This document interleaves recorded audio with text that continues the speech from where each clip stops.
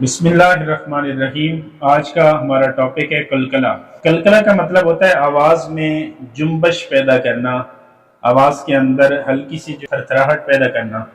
तो सबसे पहले हमने देखना है कि कलकला किन हरूफ के ऊपर होता है। तो ये हमें 5 हरूफ नजर आ रहे हैं जिनके ऊपर कलकला होता है। 5 हर्फ हैं, क़ाफ, ता, बा, जीम और दाल। इन 5 हरूफ पे कलकला होता है और इन 5 हरूफ पे भी तब कलकला होता है जब इनके ऊपर जज्म हो। यानी सबसे पहले तो कलकला के लिए इन 5 हरूफ में से किसी हर्फ का होना जरूरी है। इन 5 हरूफ के अलावा किसी और हर्फ पे कलकला नहीं होता। पहली बात यह है कि कलकला के लिए इन 5 हरूफ में से कोई हर्फ हो। दूसरी बात यह भी लाजमी है कि उसके ऊपर जज्म हो। अगर इनके ऊपर जबर होगी, जेर होगी, पेश होगी, कोई भी और हरकत या अलामत होगी तो कलकला नहीं होगा। यानी कलकला के लिए इनके ऊपर जज्म का होना भी लाजमी है। तो जब ये 5 हरूफ में से कोई हर्फ जो है वो कुरान के अंदर आया हुआ हो और इसके ऊपर जज्म भी हो तो तब हम उस पर करेंगे कलकला। अब हम ये देखते हैं कि कलकला होता क्या है, यानी आवाज में जुम्बश पैदा करना, ये क्या सीन है। तो इसमें 2 एग्जाम्पल के जरिए मैं आपको समझाता हूँ। इसके साथ ही एक और कंसेप्ट भी क्लियर हो जाएगा कि जब हम कलकला करते हैं, यानी ज़ाहिर कलकला करने के लिए इन हरूफ पे जज्म का होना जरूरी है। तो जब इन हरूफ के ऊपर जज्म होगी तो पिछला कोई हर्फ इनको अपनी आवाज देगा।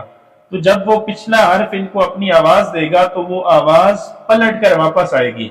जैसे हम गेंद को दीवार पर मारते हैं तो वो पलट कर हमारी तरफ वापस आता है, बिल्कुल इसी तरह जब पिछले हर्फ की आवाज हर्फे कलकला को देंगे, यानी क़ाफ है, इसके ऊपर जज्म है तो हमने करना है इसके ऊपर कलकला। इसके पीछे जो वर्ड है वो बा है, तो जब बा की आवाज हम इसको देंगे बाक़, तो बा की जो आवाज है उसको लौट कर इसी तरह पलट कर वापस आएगी। जिस तरह गेंद को हम दीवार पे मारते हैं तो वो पलट कर हमारी तरफ वापस आता है।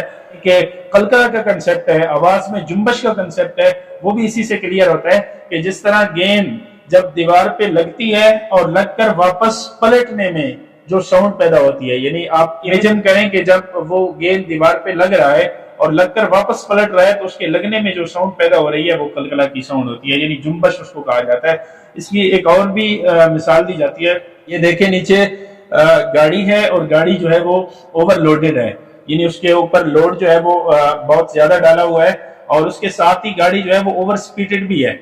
हम गाड़ी की स्पीड चेक करते हैं, ये देखें तो गाड़ी जो है वो ओवरलोडेड भी है और ओवर स्पीडेड भी है और अचानक आगे जो है वो स्पीड ब्रेकर आ जाता है। एक ओवरलोड गाड़ी जिसकी स्पीड बहुत ज्यादा है और अचानक उस पे आगे जो है वो स्पीड ब्रेकर आ जाता है तो ड्राइवर से ब्रेक नहीं लगाई जाती। जब ड्राइवर उसके ऊपर ब्रेक लगाए बगैर उस स्पीड ब्रेकर से, उस जंप से उसको गुजारता है, जिस तरह ये सीन पैदा हो रहा है, तो इसमें जो यानी साउंड पैदा होती है वो कलकला की साउंड होती है। जब गाड़ी ने जंप किया बगैर उस पे ब्रेक लगाए तो इसमें जो साउंड पैदा होती है वो कलकला की साउंड होती है। तो यानी इसी को जुम्बश कहा जाता है। देखिए ऊपर लिखा हुआ है कि जब हरूफ कलकला पर जज्म हो तो उनकी आवाज पिछले हर्फ के साथ मिलेगी और एक इजाफी आवाज भी पैदा होगी, जैसे कि कहानी के अंदर हुआ था। यानी आवाज मखरज से टकरा कर वापस आती है।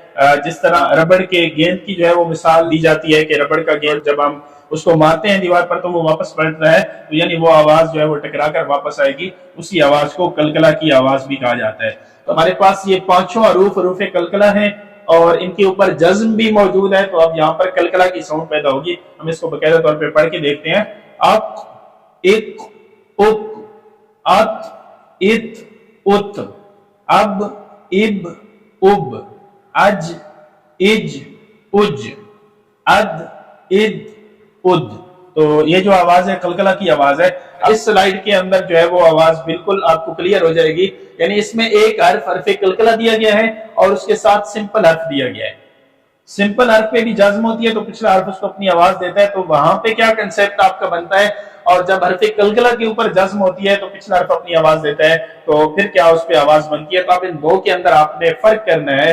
यानी यहाँ पे हर्फ कलकला को पिछला हर्फ आवाज देगा और यहाँ पे एक सिंपल हर्फ को जो कि हर्फ कलकला नहीं है वहां पे आवाज देगा। तो दोनों में फर्क क्या है। अब देखें यहाँ पे आवाज क्या बनेगी, अक, और यहाँ पे क्या आवाज बनेगी, अक, अक़रबु, अकबरू।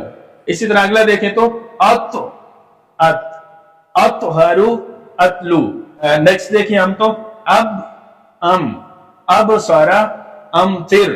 अगला हम देखें जीम जो है वो अज, अश, अजली, अशरका। अब अजली यहाँ पे कलकला हो रहा है जीम के ऊपर अशरका, यहाँ पे शीन जो है वो हरूफ कलकला में से नहीं है, तो यहाँ पर कलकला नहीं हो रहा।